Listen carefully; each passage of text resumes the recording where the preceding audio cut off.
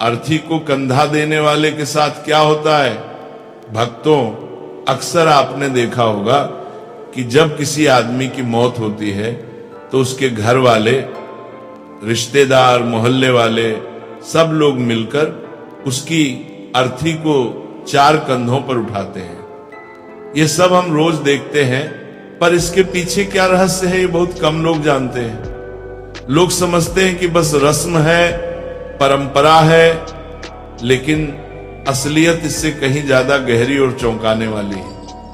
आज जो बात आप पढ़ने जा रहे हैं वो शायद आपने पहले कभी नहीं सुनी होगी। ये बात सुनकर आपके रोंगटे खड़े हो जाएंगे और आप सोचने पर मजबूर हो जाओगे कि क्या सच में ऐसा भी होता है। द्वारका नगरी की रात बिल्कुल शांत थी। समुद्र की लहरें धीरे धीरे किनारे से टकरा रही थी। ऊपर चांद की सफेद रोशनी पानी पर ऐसे चमक रही थी जैसे हजारों चांदी के दीपक एक साथ तैर रहे हो। उसी पवित्र माहौल में भगवान श्री कृष्ण कमल की तरह शांत, गंभीर और तेजस्वी बैठे थे। तभी आकाश में अचानक एक हल्की सी ध्वनि गूंजी, जैसे कोई विशाल पंख हवा को चीर रहे हों। कुछ ही क्षण में गरुड़ देव उतर कर आए और प्रभु के चरणों में सिर झुकाकर प्रणाम किया। कुछ देर तक दोनों के बीच अद्भुत मौन छाया रहा। फिर गरुड़ धीरे धीरे बोले, प्रभु, मेरे मन में एक सवाल कई समय से घूम रहा है। यह सवाल मृत्यु, आत्मा और अंतिम यात्रा से जुड़ा हुआ है। आज कृपा करके इस रहस्य को खोल दीजिए। भगवान श्री कृष्ण के चेहरे पर मुस्कान उभर आई। उनकी आंखों में अपार करुणा, दया और ज्ञान की गहराई चमक रही थी। वे बोले, गरुड़, तुम्हारे सवाल हमेशा संसार के कल्याण के लिए होते हैं। पूछो, क्या जानना चाहते हो? गरुड़ ने झुककर विनम्रता से कहा, प्रभु, मैंने कई बार देखा है कि जब किसी मनुष्य की अर्थी उठती है, जब लोग 4 कंधों पर शव को उठाकर श्मशान ले जाते हैं, उस समय आत्मा जैसे उन लोगों को देखती है। कभी कभी ऐसा लगता है कि आत्मा हर कंधा देने वाले को किसी अदृश्य तरीके से परख रही हो। मुझे समझ नहीं आता कि ऐसा क्यों होता है। क्या यह सिर्फ परंपरा है या इसके पीछे कोई बड़ा दिव्य रहस्य छिपा है?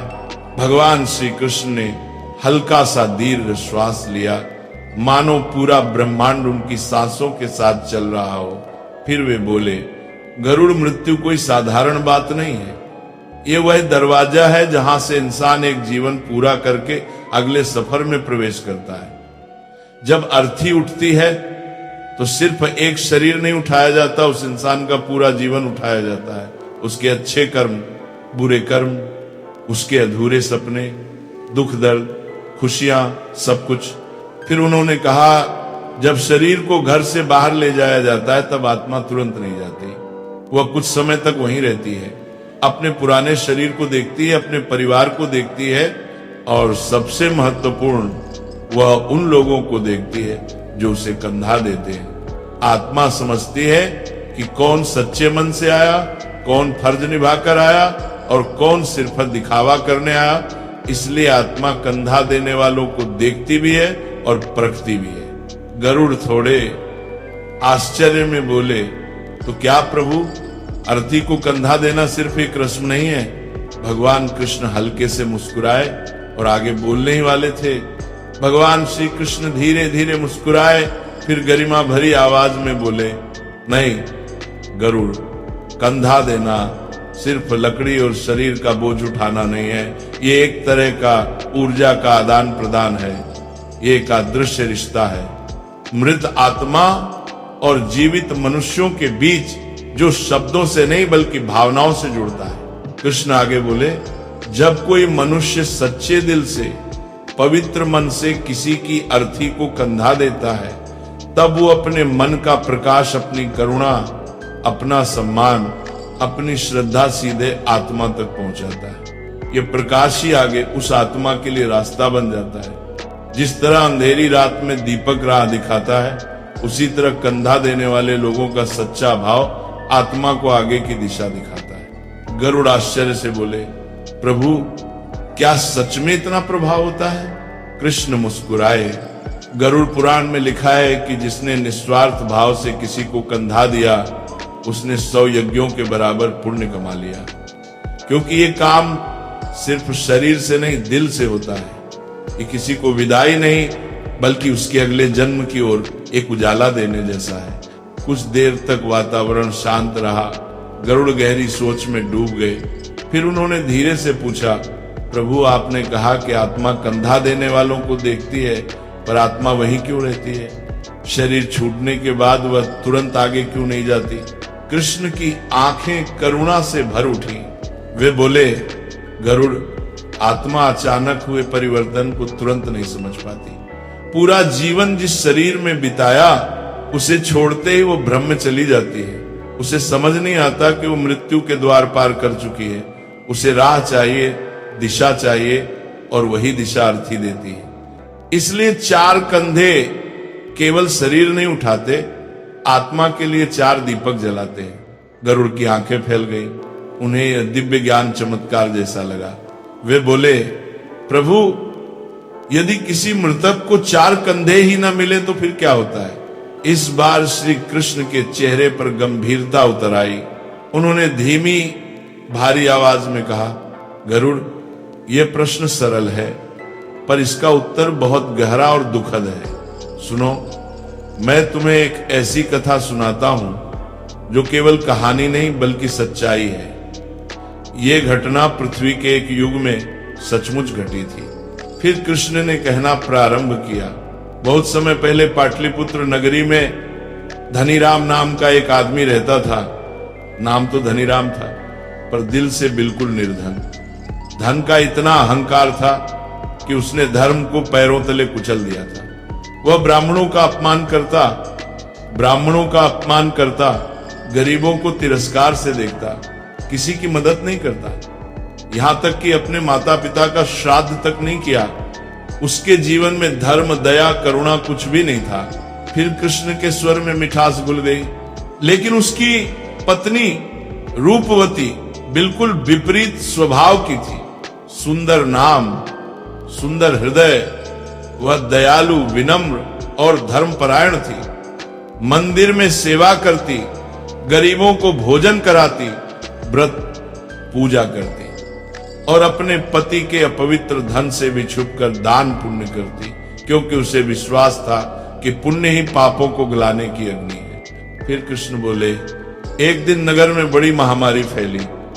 लोग मरने लगे, शहर में चीखें गूंजने लगी, लेकिन धनीराम ने किसी की मदद नहीं की। उसने अपने खजाने को बंद करके छिपा लिया और बीमारों को अपने दरवाजे से भगा दिया। लेकिन बीमारी को कौन रोके? अंत में वही बीमारी उस पर टूट पड़ी। धनीराम मृत्यु के समय डर और अंधेरे में डूबा हुआ था। उसने चारों ओर छाया देखी, पर सहायता को कोई ना आया, क्योंकि मृत्यु के क्षण में मनुष्य के साथ सिर्फ उसके कर्म जाते हैं। गरुड़ ने गहरी सांस ली। प्रभु, उसके मरने पर क्या हुआ? कृष्ण ने उत्तर दिया। तभी असली रहस्य शुरू हुआ। जब धनीराम मरा तो नगर के लोगों ने उसकी अर्थी को कंधा देने से मना कर दिया। लोगों ने कहा, यह वही आदमी है जिसने कभी किसी का अंतिम संस्कार नहीं कराया, कभी किसी को सम्मान नहीं दिया, कभी किसी भूखे की मदद नहीं की। आज इसकी आत्मा को कौन मार्ग देगा? रूपवती रोई, विनती की, हाथ जोड़े, पर शहर वालों का दिल नहीं पिघला। अंत में बहुत कोशिशों के बाद सिर्फ 3 कंधे मिले, और यहीं से वो भयावह घटना शुरू हुई जो किसी ने पहले कभी नहीं देखी थी। चौथा कंधा देने वाला कोई नहीं मिला। अर्थी बीच रास्ते अटक गई। हवा जैसे अचानक भारी हो गई, पेड़ कांपने लगे और वातावरण में एक अजीब सी घुटन फैल गई। रूपवती हताश होकर खड़ी थी। उसकी आंखों से आंसू बह रहे थे, और तभी उसने देखा उसके पति धनीराम की आत्मा अर्थी के पास ही बुरी तरह व्याकुल होकर चक्कर काट रहे थे। आत्मा काले धुएं से घिरी थी, जैसे किसी अदृश्य बेड़ियों में जकड़ी हो। रूपवती का दिल दहल गया। उसे लगा जैसे आत्मा कुछ कह रही हो, जैसे वो मदद की पुकार लगा रही हो, लेकिन आवाज सिर्फ हवा में कंपन बनकर गुम हो रही थी। गरुड़ घबरा गए और बोले, प्रभु, क्या ऐसा सच में होता है? क्या आत्मा शरीर छोड़ने के बाद भी अर्थी के पास रहती है? कृष्ण ने शांत स्वर में कहा, हाँ गरुड़, जब तक अर्थी पूरी विधि से आगे नहीं बढ़ती, आत्मा भी आगे नहीं बढ़ती। आत्मा भ्रम में होती है, उसे समझ ही नहीं आता कि वह देह से मुक्त हो चुकी है। वह दिशा का इंतजार करती है, जैसे बच्चा अंधेरे में किसी का हाथ ढूंढता है। फिर कृष्ण ने गंभीर स्वर में कहा, गरुड़ पुराण में स्पष्ट लिखा है, यदि मृतक को चौथा कंधा न मिले तो आत्मा न स्वर्ग पहुंचती है, न यमलोक और न ही पुनर्जन्म को प्राप्त होती है। वह अधर में अटक जाती है, यानी आत्मा आगे भी नहीं जा सकती और लौट भी नहीं पाती। यही वजह है कि ऐसी आत्मा समय के साथ प्रेत बन जाती है, बेचैन, असहाय और दिशाविहीन। ये सुनकर गरुड़ का हृदय कांप उठा। वे बोले, प्रभु फिर उस समय क्या हुआ? कृष्ण ने कहना शुरू किया, रूपवती पूरे नगर में दौड़ दौड़ कर विनती करने लगी। वह हर दरवाजे पर जाकर हाथ जोड़कर कहती, मेरा अपराधी पति है, परंतु उसकी आत्मा को मत सजा दो। लेकिन नगर के लोग सुनने को तैयार नहीं थे। सब कहते, धर्म त्यागने वाले को धर्म क्यों साथ दे। अंत में एक अनजान युवा साधु आगे आया। उसके चेहरे पर तेज था, आंखों में दया थी। वह बोला, मेरा धर्म दया है, मैं चौथा कंधा दूंगा, क्योंकि किसी आत्मा को भटकने देना सबसे बड़ा पाप है। साधु ने जैसे ही अर्थी को छुआ, हवा शांत हो गई, धुआं हटने लगा और अचानक सूर्य की किरणें अर्थी पर पड़ी। रूपवती ने कांपती आंखों से देखा, उसके पति की आत्मा धीरे धीरे ऊपर उठ रही थी, जैसे किसी भारी बोझ से मुक्त हो रही हो। गरुड़ ने पूछा, प्रभु क्या चौथा कंधा देने वाला व्यक्ति मृतक के पापों में फंस जाता है? कृष्ण बोले, गरुड़, यह भावना पर निर्भर करता है। जो व्यक्ति लोभ, डर, दिखावे, लोगों की नजर या स्वार्थ से कंधा देता है, वह मृतक के अधूरे कर्मों और पापों में बांध जाता है। पर जो व्यक्ति सच्चे मन, दया, श्रद्धा और करुणा से कंधा देता है, वह आत्मा की मुक्ति का साधन बनता है। वह न पाप लेता है, न कोई बंधन। फिर कृष्ण बोले, चौथा कंधा 4 पुरुषार्थों का प्रतीक है, धर्म, अर्थ, काम और मोक्ष। और जब चारों पूर्ण होते हैं तभी आत्मा आगे बढ़ती है। इसलिए चौथा कंधा साधारण नहीं, ईश्वर द्वारा दिया गया अंतिम अवसर है। जैसे दीपक अंधेरे में रास्ता दिखाता है, वैसे ही चौथा कंधा आत्मा को दिशा देता है। गरुड़ ने फिर पूछा, प्रभु क्या आत्मा संकेत देती है कि वह मुक्त नहीं हुई? कृष्ण ने कहा, हाँ गरुड़, जब आत्मा बंधन में होती है तब संकेत मिलते हैं। अचानक तेज बारिश, अग्नि का बार बार बुझ जाना, अर्थी का गिर जाना, कंधा देने वाला बेहोश हो जाना, दाह संस्कार में बाधाएं आना, ये सब संकेत है कि आत्मा अभी मुक्त नहीं हुई। गरुड़ के मन में श्रद्धा और विस्मय एक साथ उमड़ पड़ा।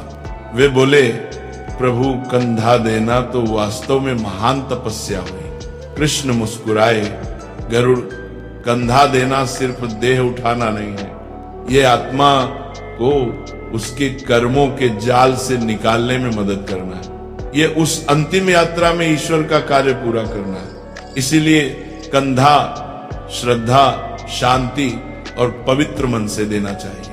अंत में कृष्ण बोले, गरुड़, मृत्यु अंत नहीं है, ये एक रहस्य की शुरुआत है। और जो किसी आत्मा को सम्मान देता है, उसकी अंतिम यात्रा आसान करता है।